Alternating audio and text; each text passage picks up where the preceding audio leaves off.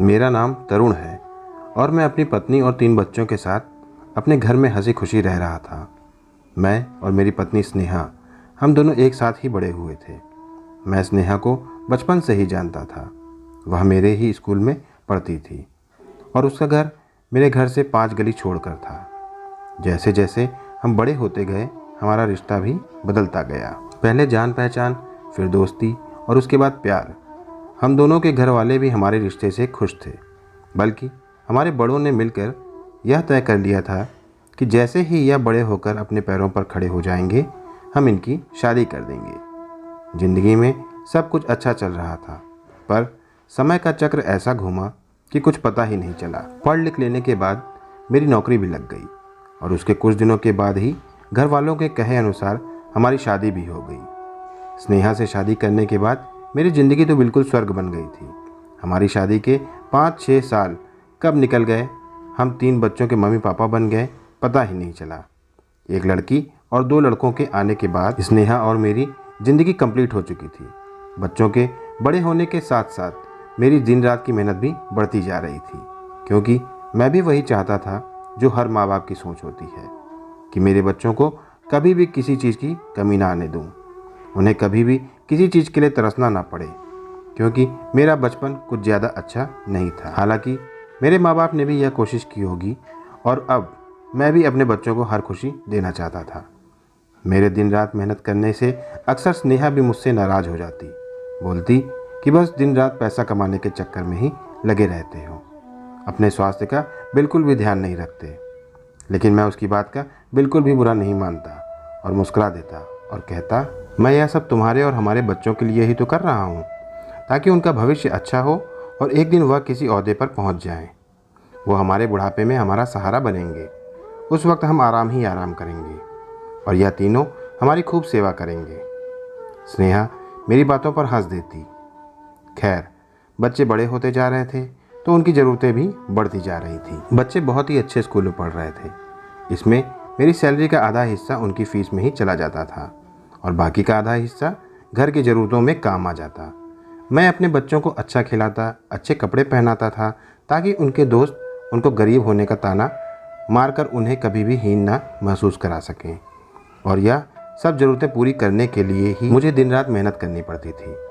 मेरी अच्छी खासी नौकरी थी और सैलरी भी बहुत अच्छी थी, मगर मेरे एक दोस्त के कहने पर मैंने उसके साथ एक छोटा सा बिजनेस करना भी शुरू कर दिया था, ताकि मेरे महीने की आय बढ़ सके। कुछ महीने बाद आय तो बढ़ी, लेकिन मेरा काम भी बहुत ज़्यादा बढ़ गया, क्योंकि ऑफिस की छुट्टी के बाद ही मैं अपने बिजनेस के सिलसिले में काफ़ी रात तक अपने दोस्त के साथ मिलकर काम करता था। आधी आधी रात तक मुझे काम करना पड़ता था। मेरा दोस्त तो अपनी जगह अपने बेटे को भेज देता था, मगर मैं अपने बेटे पर ऐसी कोई भी जिम्मेदारी नहीं डालना चाहता था। इसलिए ऑफिस से छुट्टी के बाद अपना काम खुद ही करता था। बहुत ज़्यादा मेहनत करने और शरीर को बिल्कुल भी आराम न देने के कारण मैं बीमार भी हुआ, लेकिन बच्चों का भविष्य बनाने का सोचकर फिर से काम में लग जाता। जब मेरे बड़े बेटे ने मेडिकल कॉलेज में एडमिशन लिया तो एक हादसे ने मेरी ज़िंदगी को बदल कर रख दिया और हमारी खुशहाल ज़िंदगी को हमेशा के लिए उदास कर दी। मेरी पत्नी स्नेहा को बुखार हुआ। मैंने सोचा नॉर्मल बात है, हो जाता है, मगर मुझे इतनी उम्मीद नहीं थी।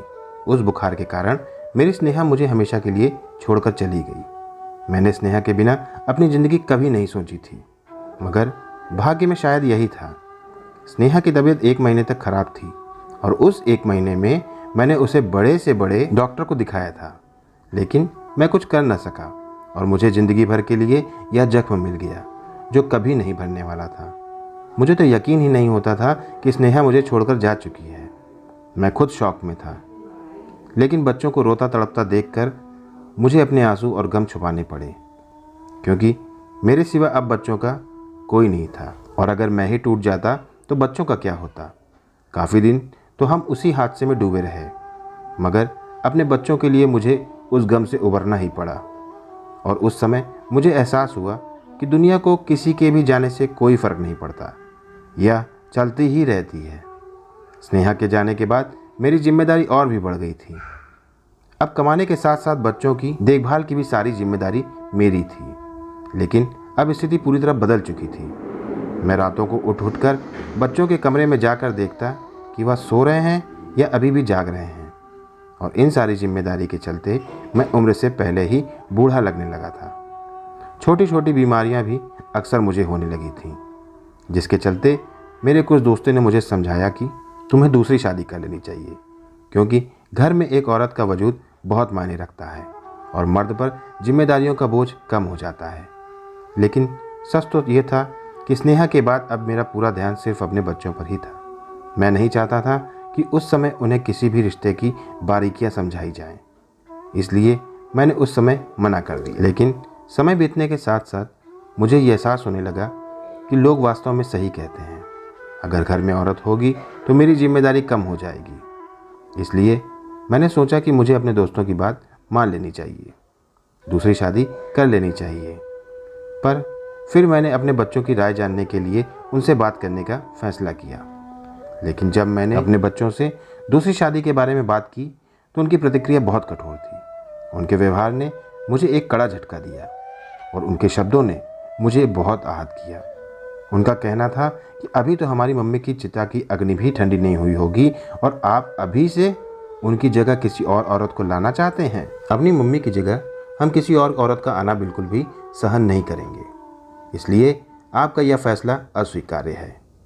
उनके ऐसे जवाब के बाद मुझसे और कुछ कहा नहीं गया और मैंने दूसरी शादी के इरादे को हमेशा के लिए ही भुला दिया। मैंने अपने बच्चों की इच्छा के बिना कोई कदम नहीं उठाना चाहा, क्योंकि मेरी सारी खुशियां उन्हीं से जुड़ी थी। मेरे कुछ दोस्तों ने मेरे इस फैसले पर आपत्ति जताते हुए कहा कि तुम्हें यह फैसला नहीं लेना चाहिए था। भले ही बच्चों को एक माँ की ज़रूरत हो या ना हो, लेकिन तुम्हें एक औरत की बहुत ज़रूरत है। एक दिन जब तुम्हारे बच्चे सेटल हो जाएंगे तब आपको अपने फैसले की गंभीरता का एहसास होगा।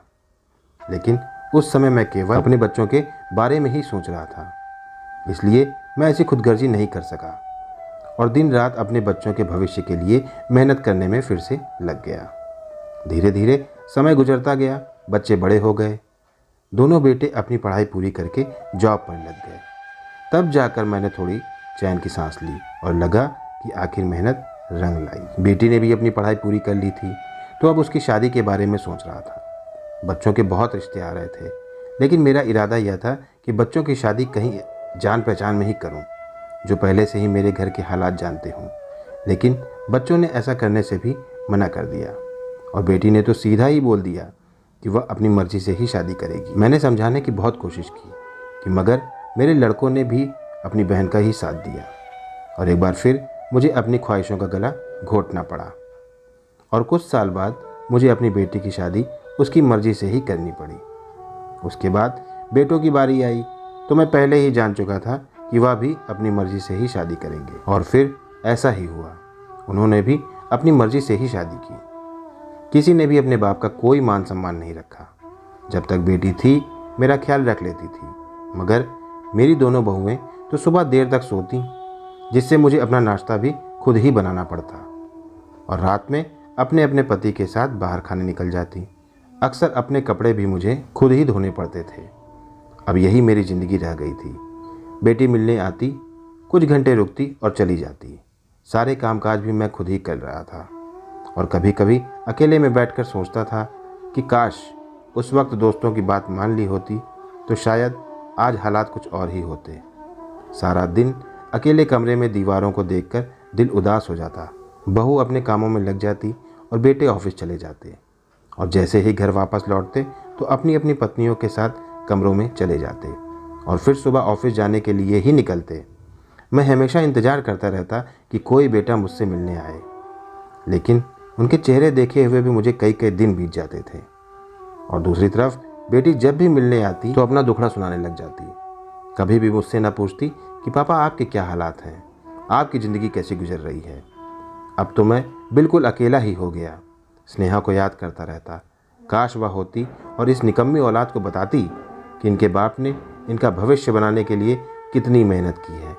मगर अफसोस, यह बस मेरी सोच ही थी। खैर, एक दिन मेरे पास मेरा बड़ा बेटा आया तो मैं बहुत खुश हुआ कि आखिर मेरे बेटे को मेरा ख्याल तो आया।